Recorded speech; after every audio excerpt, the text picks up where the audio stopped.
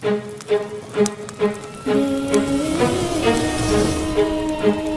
MMA India Show.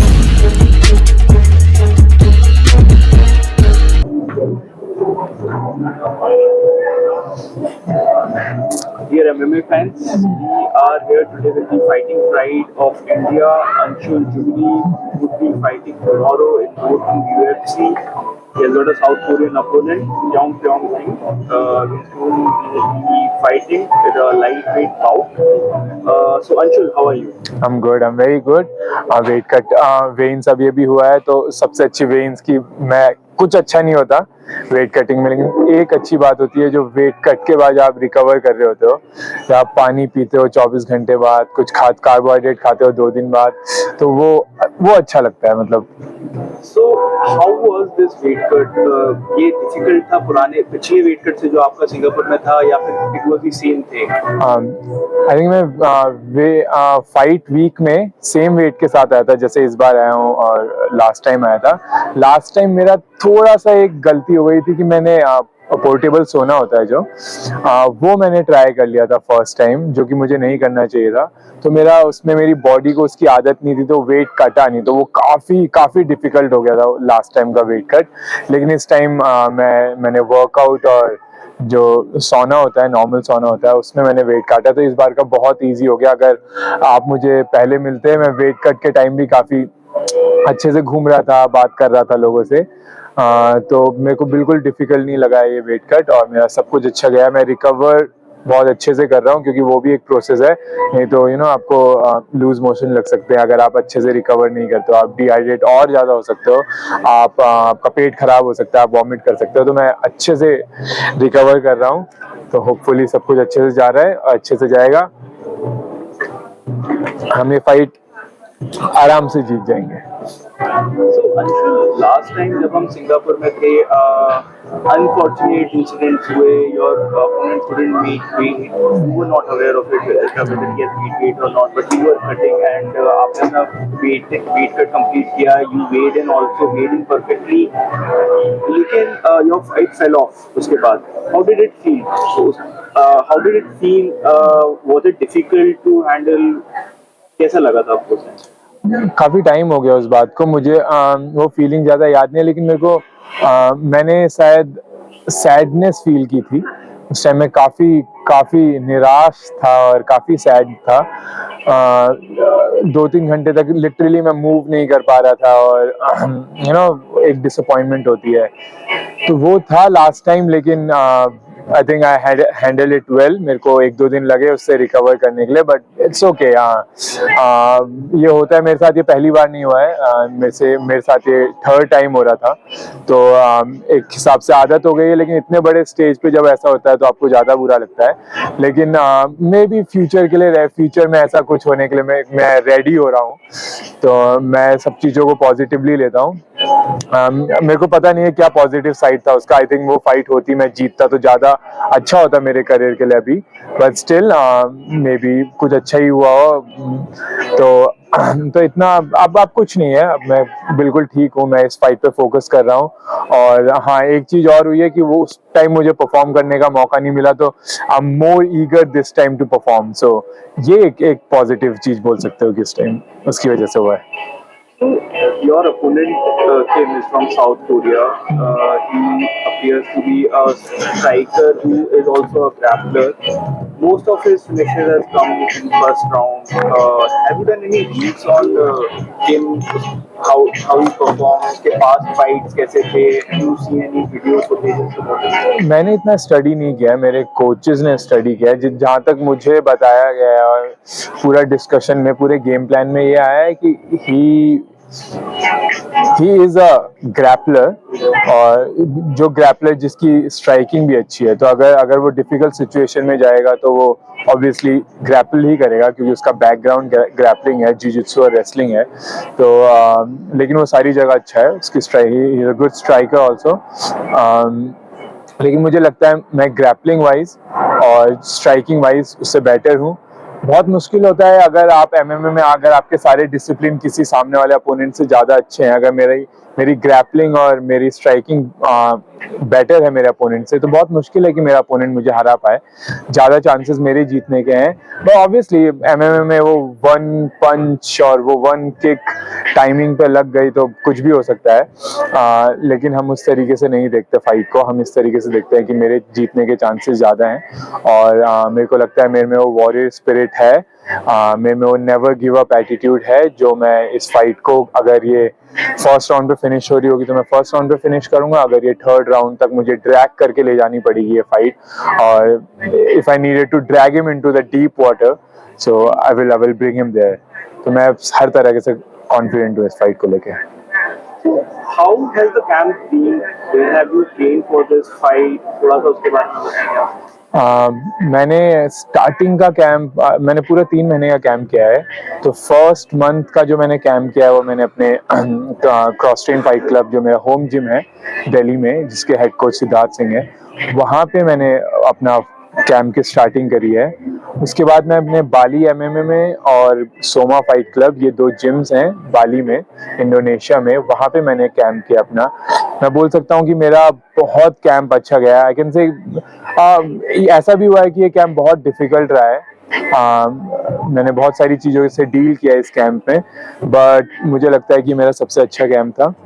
मेरे जो training partners थे वो बहुत हाई लेवल थे। मैंने यूएफसी फाइटर्स, जो अभी चाइना यूएफसी पीआई की टीम है, उसके कुछ फाइटर यूएफसी में हैं, तो वो उनमें से कुछ फाइटर्स मेरे ट्रेनिंग पार्टनर्स थे। कुछ रोड टू यूएफसी खेल रहे हैं, फेदरवेट डिवीजन में खेल रहा है और एक फ्लाई में खेल रहा है, तो वो भी मेरे ट्रेनिंग पार्टनर्स। तो हाई क्वालिटी फाइटर्स के साथ मैंने इस बार ट्रेन किया है, और कोचेस मेरे को, स्ट्राइकिंग कोचेस और ग्रैपलिंग कोचेस बहुत अच्छे मिले हैं, जिनने मेरे पे फोकस किया है। मैं बोल सकता हूँ कि इस कैंप की सबसे अच्छी बात ये रही है कि हाई लेवल कोचेस ने मेरे पे फोकस किया है, मेरी चीज़ों को फिक्स किया है, मेरे स्ट्राइकिंग पार्ट को और मेरे ग्रैपलिंग पार्ट को फिक्स किया है। तो इससे अच्छा कुछ नहीं हो सकता जब आपको हाई लेवल कोचेस आप पे ध्यान देते हैं, आपसे स्पेसिफिक आपको समझाते हैं, आपके कैंप में हेल्प करते हैं, तो वो आपको कॉन्फिडेंस बहुत बूस्ट करता है। तो इसलिए मेरे ख्याल से मैं इतना कॉन्फिडेंट किसी भी फाइट में जाते हुए नहीं था जितना इस फाइट में हूँ।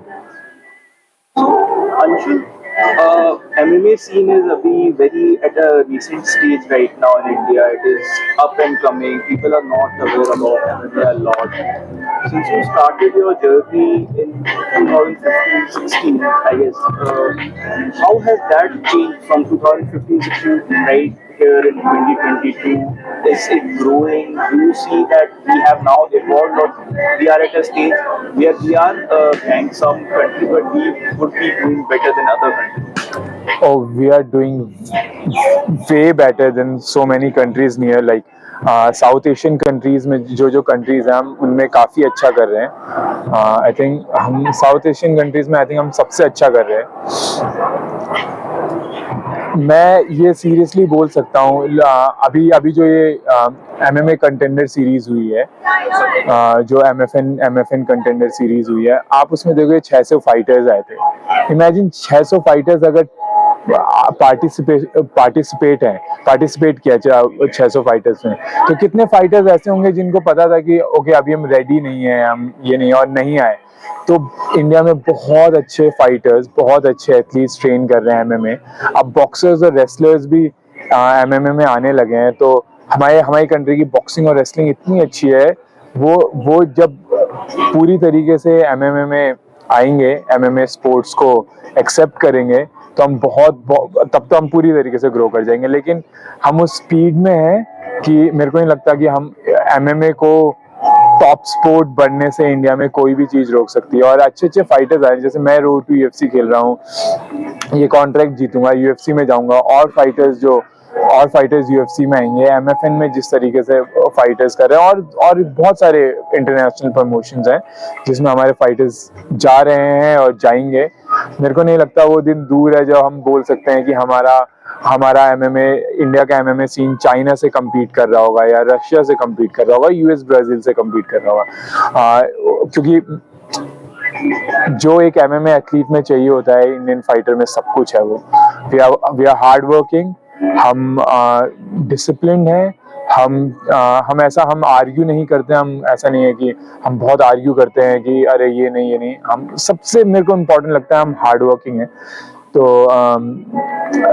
इस एमएमए इस स्पोर्ट के लिए जो जो चाहिए होता है वो सब इंडियंस में वो सारी इंडियन एथलीट्स में वो सारी क्वालिटी है। तो मैं बहुत ज़्यादा पॉजिटिव हूँ इंडियन एमएमए को लेके, और हम बहुत जल्दी मे बी 10-20 साल लग जाएं इसमें, लेकिन हम पूरी दुनिया पे रूल करेंगे, हम यूएस से बेटर होंगे, हम रशिया से बेटर होंगे।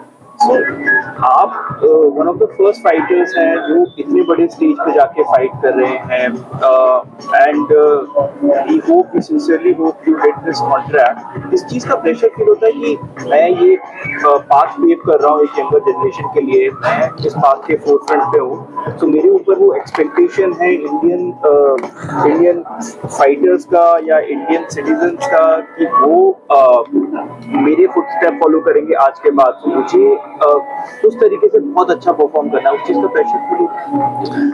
मुझे बिल्कुल प्रेशर फील नहीं होता। आई डोंट थिंक, मैं इस तरीके का इंसान नहीं हूँ जो इन चीज़ों को इस तरीके से देखता है। मैं जिस तरीके से देखता हूँ कि मैं डिजर्व करता हूँ यहाँ पे आना। मैंने बहुत मेहनत की है, बहुत सेक्रीफाइसेस किए हैं, मैंने सिर्फ एमएमए नहीं, मैंने बहुत सारी चीज़ें सीखी हैं। मैं डिजर्व करता हूँ यहाँ पे होना। और ये 5 स्टार होटल से लेके ये यूएफसी कार्ड, ये सुपरस्टार से मिलना और उनसे एडवाइस लेना, बातें करना, I think I belong here. मैं पूरी तरीके से डिजर्व करता हूँ ये सारी चीज़ें, और मुझे बिल्कुल प्रेशर फील नहीं होता। मुझे ऐसा फील होता है कि क्योंकि मैंने इतनी मेहनत करी है, मैं ही डिजर्व करता हूँ कि वो फर्स्ट इंडियन फाइटर बनना जो यूएफसी में जाके इंडिया को रिप्रेजेंट करेगा और एक दिन वर्ल्ड चैंपियन बनेगा। UFC 280 अबू धाबी में हो रहा है आज, उसका आज कार्ड है। The fighters have been here for quite some time now. आपका किसी से कुछ इंटरेक्शन हुआ, किसी भी फाइटर से मिलना हुआ? बिकॉज एवरीवन इज समवे और the other training here, meeting people here. आपका किसी से कोई ऐसा इंटरेक्शन जो आपको लगता है this will be a memorable, जो आपके लिए काफी मेमोरेबल रहा हो? मुझे ऐसा नहीं लगता मैं किससे मिला हूँ, बैठ के बातें करी है किसी। ऑब्वियसली फाइटर्स तो सब होटल में ही घूम रहे हैं, लेकिन मैं पीटर यान से मिला हूँ। आई लाइक पीटर यान अ लॉट। मैं एल्जिमिन स्टर्लिन से भी मिला हूँ। वो मैं एम्बेडेड में भी आ चुका हूँ एपिसोड 3 में लास्ट में। तो हाँ, 280 आज है, और फिर main event road to UFC मेरा पर्सनल तो मेरे लिए तो मेरी फाइट ही मेन इवेंट है। लेकिन हाँ, मैं बहुत एक्साइटेड हूँ इस फाइट के लिए। चार्ल्स सोलेवर वर्सेस इस्लाम माखाचेव, बहुत ज़्यादा एक्साइटेड हूँ। One of the best card जो मैंने बहुत लंबे टाइम से यूएफसी का देखा है, तो अच्छा कार्ड है।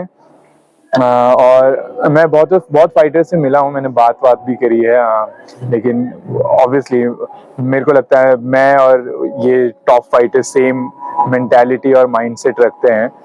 तो अच्छा लगता है आपको कि आप जिस हाइट्स को अचीव करना चाहते हो, जो आपका गोल है, वहाँ पे कोई है। इस्लाम और चार्ल्स सोलिवेरा, पीटर यान, टीजे डिलसॉ, स्टर्लिन, ये सब उस जगह पे हैं जहाँ पे मैं पहुँचना चाहता हूँ। तो ऑब्वियसली आप उनको उस तरीके से देखते हैं। ऑब्वियसली मैं ऐसा नहीं हूँ कि मैं वर्शिप करता हूँ किसी फाइटर्स को, क्योंकि इवेंचुअली है फाइटर्स। एमएमए इस तरीके से है, अगर आप जैसे मैं टाइगर मुay थाई जाता हूँ तो मैं पीटर यान के साथ ट्रेन करूंगा। ये आई डोंट थिंक कि किसी भी स्पोर्ट में हो सकता है, इवन बॉक्सिंग में भी नहीं हो सकता। ये सिर्फ एमएमए ऐसा स्पोर्ट है कि आप वर्ल्ड चैंपियन के साथ ट्रेन कर सकते हो, आप उनके ट्रेनिंग पार्टनर बन सकते हो। इमेजिन क्रिकेट में ऐसा हो सकता है क्या? क्रिकेट में कोई रणजी प्लेयर किसी विराट कोहली के साथ नेट प्रैक्टिस कर सकता है? नहीं हो सकता। ये सिर्फ एमएमए हो सकता है। ये हमारे स्पोर्ट की ब्यूटी है और हमें इसको इस तरीके से अप्रिशिएट करना चाहिए। और बहुत हम्बल हैं ये सारे फाइटर्स। तो मैं बहुत एक्साइटेड हूँ, और यही मेरी कोशिश है और यही मेरी मेहनत है कि मैं एक दिन उस हाइट्स तक पहुँचूँ जहाँ पे ये फाइटर्स हैं। एक क्वेश्चन मेरा आता है, because you have seen a lot of fights, आपने एक जर्नी फॉलो की है इतने सारे फाइटर्स की। इज योर एमएमए आइडल, जिसको आप बोलते हैं कि ये जो फाइटर है, it is my inspiration, I take inspiration from him, I want to reach there where he is right now? There would be a lot of fighters, but one fighter you feel that his story is inspirational and I want to be that person. Actually I don't have a idol. मैं seriously बोलना चाहूँगा, मैं उस fighter को follow करता हूँ जो जीत रहा होता है तो मैं बड़ा बहुत मतलबी इंसान हूँ। अगर अगर आप अनडिफीटेड हो या फिर आप काफी टाइम से फाइट नहीं हारे हो, आपकी फाइट्स में कोई कमजोरी नहीं है, तो अगर तो आप मेरे फेवरेट हो। मैं आपको बहुत स्टडी कर रहा हूँ और सब कुछ, जैसे ही आप हारते हो तो लाइक ठीक है, इसमें इसकी वीकनेस एक्सपोज हो गई, अब मुझे दूसरे को देखना चाहिए। तो मेरा कोई आइडल नहीं है, बट ऑब्वियसली इंस्पिरेशन मैं बहुत फाइटर से लेता हूँ। चार्ल्स ओलिवेरा की स्टोरी बहुत इंस्पिरेशनल है। मैं बहुत टाइम से उसकी स्टोरी फॉलो कर रहा हूँ। मैं देख रहा हूँ कि किस तरीके से एक लिटरली, जैसे बोल सकते हैं आप, इंडिया में बस्ती एक झुग्गियों से आया हुआ लड़का इतने बड़े स्टेज पे सिर्फ वर्ल्ड चैंपियन नहीं है, लेकिन जिस तरीके से अपने आप को कैरी करता है वो अप्रिशिएट करने लायक है। तो उसकी स्टोरी बहुत मेरे को इंस्पायर करती है। और बहुत सारे फाइटर्स हैं जिनकी स्टोरी मुझे और जिनकी जर्नी मुझे इंस्पायर करती है। हाँ, तो और बाकी मेरे एक ही आइडल है, वो है मेरे पापा और दूसरा फ्यूचर में। तो ये दो आइडल्स हैं मेरे। बाकी एमएमए फाइटर्स आइडल क्या, जिस प्रोफेशन में मैं हूँ तो उसमें आइडल क्या, आइडल तो कोई नहीं। You will take a lot of your time because you have to dehydrate, you have to focus on your fight. But I'll ask you your prediction for the main event in a very important fight, Peter Yan versus Sean O'Malley. You know कि मुझे आप predictions and why बता सकते हैं? Why are you predicting? Peter यान versus Shawn O'Malley का मुझे लगता है पीटर यान जीतना चाहिए। ऐसा हो सकता है कि फर्स्ट राउंड पीटर यान हार जाए क्योंकि he is a slow starter, लेकिन वो स्लो स्टार्टर भी 5 राउंड फाइट्स में था। 3 राउंड फाइट मेरे को नहीं लगता कि वो स्टार्ट स्लो करेगा।